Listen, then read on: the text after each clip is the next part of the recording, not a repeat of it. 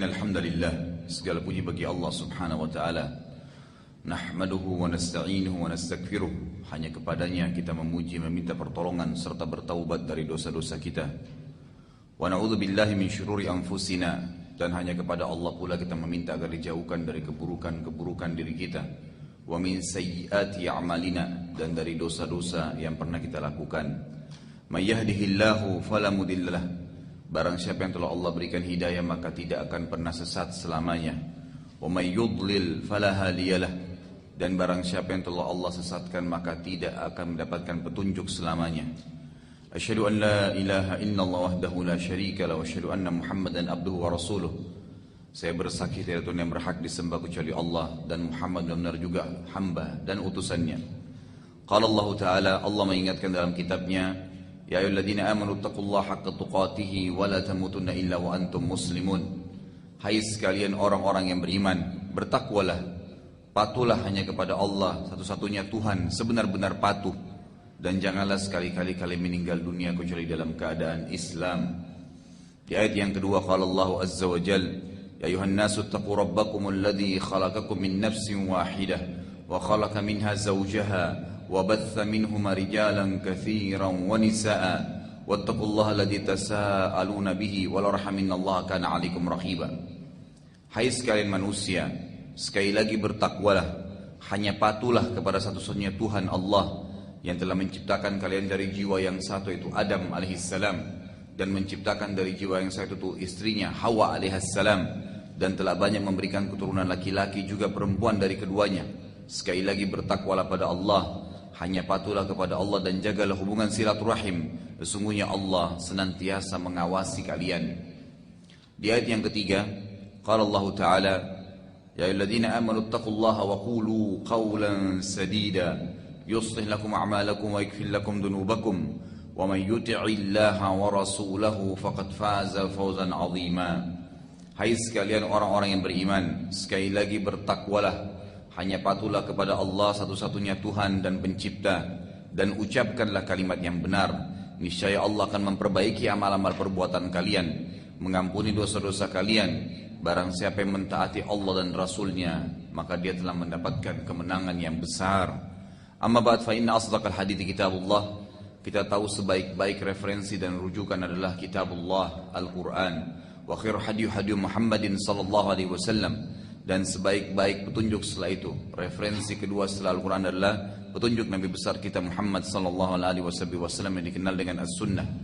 Wa syarrul umuri muhdatsatuha, dan seburuk-buruk perbuatan dalam ibadah yang tidak punya rujukan dari keduanya, Al-Quran dan Sunnah. Fa inna kulla muhdatsin bid'ah. Semua ibadah yang tidak punya referensi, rujukan dari Al-Quran dan Sunnah dikenal dengan perbuatan baru dalam agama atau bid'ah. Wa bid'atun dhalalah. Dan perbuatan baru itu yang tidak punya referensi dari wahyu akan membawa pelakunya pada kesesatan. Wa inna dalam finnar, kesesatan akan membawa pelakunya ke dalam api neraka. Muslimin dan muslimat, ikhwah akhwat rahimani rahimakumullah. Lanjutkan tema tentang as-sirah an-nabawiyah.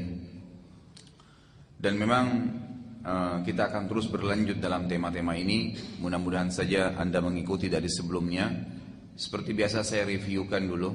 Bahasan kita yang terakhir adalah tahun kesedihan, di mana Nabi alaihissalatu wassalam dicatat dalam sejarah, didukung dalam dakwanya. Yang paling berpengaruh dalam kejiwaan beliau ada dua orang. Yang pertama pamannya Abu Talib, yang kedua istrinya Khadijah radhiyallahu anha. Waktu Abu Talib mengalami sakit yang berat, tentu selama hidupnya dia bela Nabi sallallahu alaihi wasallam. Dia bela Nabi SAW karena keponakannya, cinta pada ponakannya, tapi bukan cinta pada dakwah ini gitu. Jadi adanya fanatisme saja. Makanya Abu Talib waktu diranjang kematian sempat Nabi SAW mengatakan, Ya ammi, wahai pamanku, Qul la ilaha illallah uhajju bika indallahi yawmal qiyamah. Ucapkan saja dengan lisan anda, La ilaha illallah, maka saya akan membantu anda dengan kalimat itu di depan Allah subhanahu wa ta'ala. Kenapa Nabi SAW di sini cuma mengatakan ucapkan la ilaha illallah, tidak dikatakan wa anna Muhammad Rasulullah?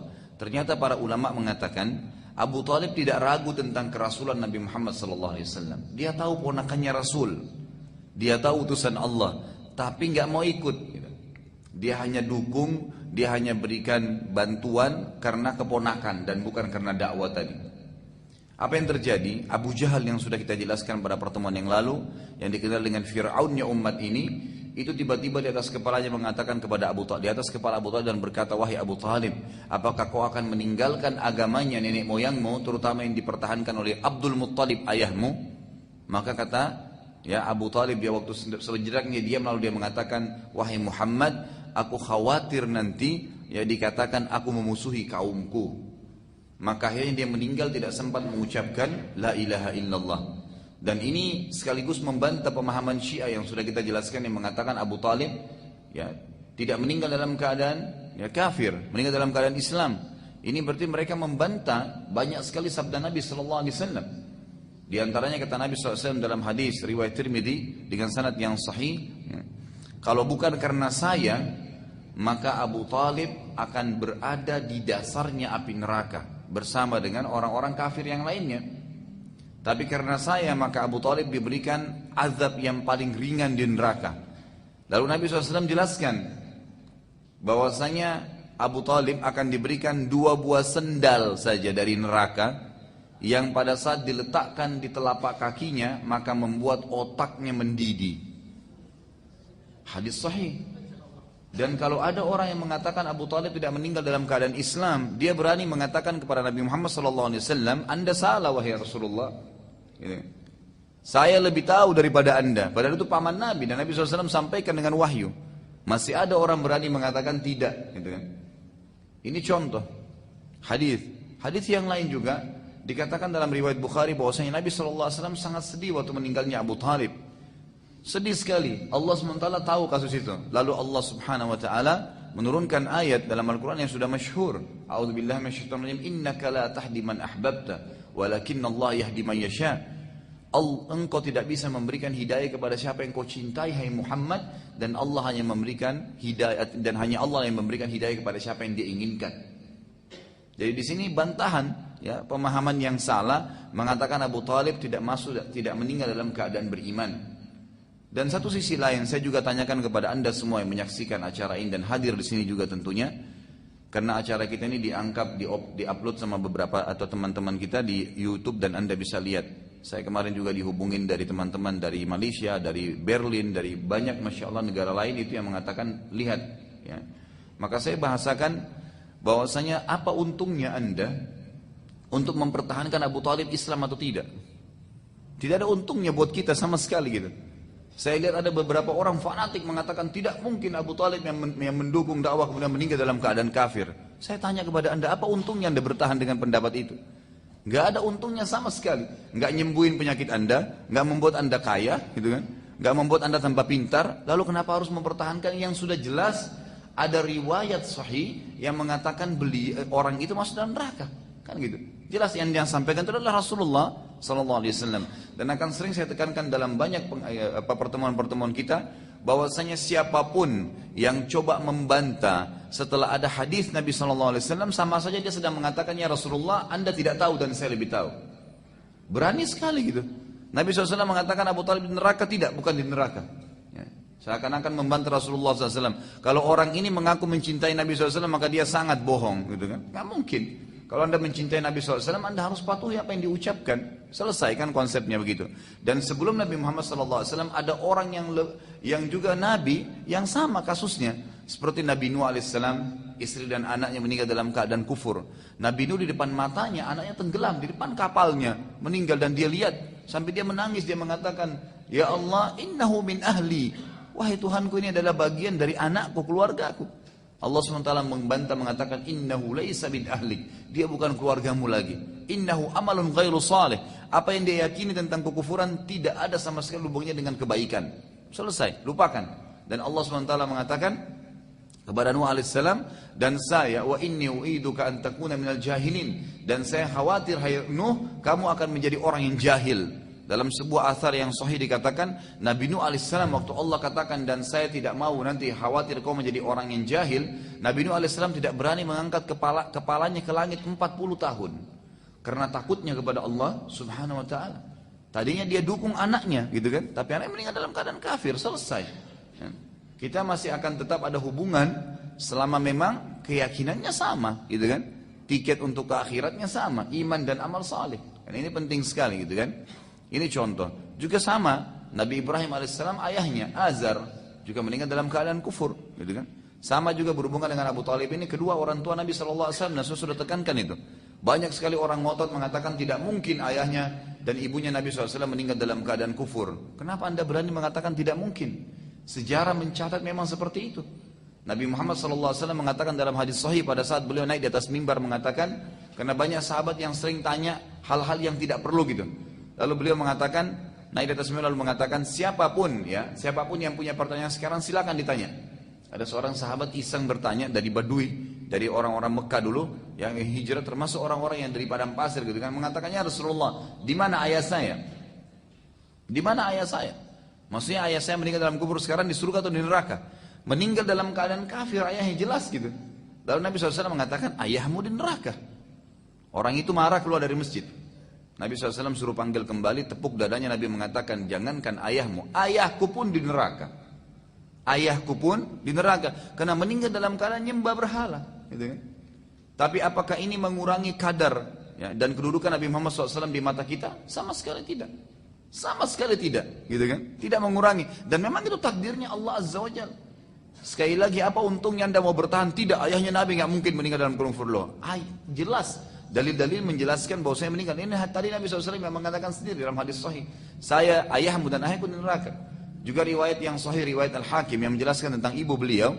Maka Nabi SAW mengatakan, aku minta izin kepada Tuhanku untuk menziarahi kuburan ibuku di Rabwah. Rabwah itu jarak antara Mekah dan Madinah. Meninggal di sana Aminah. Lalu aku diizinkan dan aku minta kepada Tuhanku agar beristighfar untuk ibuku, aku dilarang. Nabi SAW dilarang istighfar untuk ibunya karena meninggal dalam keadaan kufur. Gitu kan? Ini dalil-dalil yang sahih. Sekali lagi, kalau ada orang yang ngotot mengatakan tidak mungkin, anda sedang mengatakan kepada Nabi Muhammad SAW, ya Rasulullah, anda tidak tahu. Ini terlalu berani terhadap ya Nabi Muhammad alaihissalam. Sekali lagi, kejadian ini tidak akan mengurangi kadar Nabi Muhammad sallallahu alaihi wasallam. Baik. Kurang lebih sebulan atau 2 bulan setelah meninggalnya Abu Talib, meninggallah istri tercinta Nabi sallallahu alaihi wasallam, Khadijah radhiyallahu anha. Istri Nabi sallallahu alaihi wasallam ini waktu itu satu-satunya istri Nabi ya, di Mekah, karena Nabi SAW nanti akan menikah dan poligami itu di Madinah. Waktu di Mekah tidak. Waktu itu Nabi SAW terpukul dengan meninggalnya Abu Talib, maka orang-orang Quraisy makin berani menyiksa Nabi SAW. Tapi karena masih ada Khadijah, kalau beliau capek, beliau letih, beliau sedih, pulang ke rumah, Khadijah masih menyambutnya, gitu kan? Dan kata para ulama juga, hikmah yang paling besar kenapa Khadijah lebih tua daripada Nabi SAW di awal dakwah, itu agar ada seorang wanita dewasa yang bisa menaungi dan bisa, bukan menaungi sebenarnya, bisa mendukung Nabi SAW. Jadi bukan anak-anak yang nanti akhirnya Nabi SAW terkuras waktunya di awal dakwah. Beda dengan pada saat hijrah ke Madinah, menikah dengan Aisyah di tahun 2 Hijriah, nanti akan kita bahas masalah itu. Itu memang Nabi SAW dakwah sudah menyebar, beliau tinggal mengekspansi saja, dan butuh kepada orang seperti Aisyah yang masih muda, yang nanti Aisyah ini bisa nyebarin dakwah. Dan ternyata betul, Aisyah banyak sekali menghafal hadis dari Nabi SAW dan menjadi seorang ulamanya kaum muslimin, gitu kan? Itu kurang lebih hikmah kenapa ada Khadijah di Mekah dan kenapa nantinya ada Aisyah di Madinah. Ada yang sangat tua dari istri Nabi SAW dan ada juga yang sangat muda. Baik. Setelah Khadijah radhiyallahu anha meninggal, dan sebelumnya sempat saya singgung waktu itu, bahwasanya Khadijah adalah satu-satunya istri Nabi SAW ya setelah Maryah itu yang memiliki anak. Yang lainnya tidak punya anak. Dan ada 7 anak dari Khadijah. Itu kan ada Qasim dan Abdullah laki-laki. Sementara anak laki-laki Nabi SAW ada 3. Yang satunya adalah Ibrahim, tapi Ibrahim dari Maria Qibtiyah, dari wanita istri beliau yang dari Mesir. Kemudian ada 4 wanita yang sudah masyhur, Ruqayyah, Ummu Kalthum, kemudian Zainab dan Fatimah. Semua anak laki-laki beliau meninggal masih kecil sebelum balik. Sementara anak perempuan beliau hidup sampai menikah. Dan sudah saya tekankan bahwasanya Ruqayyah dan Ummu Kalthum menikah dengan satu suami, yaitu ya, Uthman radhiyallahu anhu. Setelah meninggal Ruqayyah, baru Nabi SAW menikahkan lagi Uthman dengan Ummu Kalthum. Sementara Zainab menikah dengan As bin Abi As ya, radhiyallahu anhum. Kemudian Fatimah menikah dengan Ali radhiyallahu ajmain. Baik, Khadijah radhiyallahu anha terkenal sekali dengan kebaikannya dan support yang sangat besar terhadap dakwah. Dan ini sekaligus saya ingatkan kalau ada ummahat kita yang hadir di belakang sana atau akhwat kita yang suaminya dai, ambillah pelajaran dari Khadijah radhiyallahu anha. Bagaimana beliau sangat mendukung Nabi SAW dalam dakwah. Ya, Nabi SAW disokong dengan dana, biayanya, disokong dengan energinya, disokong dengan saran-sarannya, disokong dengan segalanya. Bukan seperti sebagian ummahat atau akhwat kita, baru saja suaminya terlambat dari dakwah sudah ribut, gitu kan? Bukan malahnya mendukung, bukan malah yang memberikan support. Dan ini berbeda dengan keadaan Khadijah radhiyallahu anha. Makanya ulama mengatakan sifat paling mulia dari seorang Khadijah yang harus diambil oleh setiap muslim, terutama yang suaminya dai, itu mereka mendukung suami dalam setiap kegiatan dakwah. Dan bukan karena hanya sedikit sibuk ceramah saja atau nuntut ilmu di masjid, lagi terutama di rumah Allah, ya itu maka mereka sudah merasa terganggu. Mestinya diberikan support, gitu kan? Kalau masalah Anda merasa kurang waktu, insya Allah, ya kalau saya sering bahasakan kepada istri saya, yang penting kita maksimalin waktu, akan berkah itu. Pulang, walaupun saya pulang malam jam 9, jam 10 malam, tidak ada masalah. Setelah itu kita bisa duduk ngobrol. Insya Allah setengah jam, 1 jam aja duduk ngobrol, itu sudah menghilangkan kejenuhan yang sehari menunggu. Bisa sebenarnya kalau kita maksimalin, gitu kan? Cuma memang kita sendiri yang kadang-kadang diwaswas oleh syaitan untuk mengganggu ya kegiatan-kegiatan dakwah itu sendiri.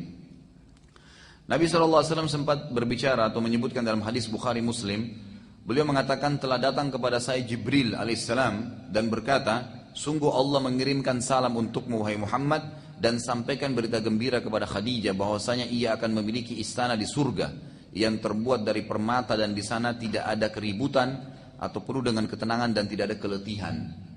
Artinya kata para ulama hadis ini pertama fadilah buat Khadijah radhiyallahu anha, jaminan masuk surga dan ada istana di surga. Yang kedua, ternyata istri yang mendukung suaminya dalam dakwah, yang akan memberikan supportnya, itu enggak sia-sia. Allah Subhanahu wa taala memberikan balasan yang sangat besar. Nah, dengan kematian kedua orang ini maka Nabi SAW sangat terganggu, gitu kan? Secara kejiwaan beliau terganggu. Artinya di sini kejiwaan merasa berat karena tadinya kalau pulang ke rumah masih ada Khadijah, sekarang Khadijah meninggal. Kemudian pada saat juga di lapangan ada yang ganggu, maka Abu Talib langsung turun tangan, gitu kan? Makanya beliau mengatakan tidak ada lagi siksaan Quraisy yang lebih pedih dari yang terjadi setelah kematian Abu Talib dan juga Khadijah.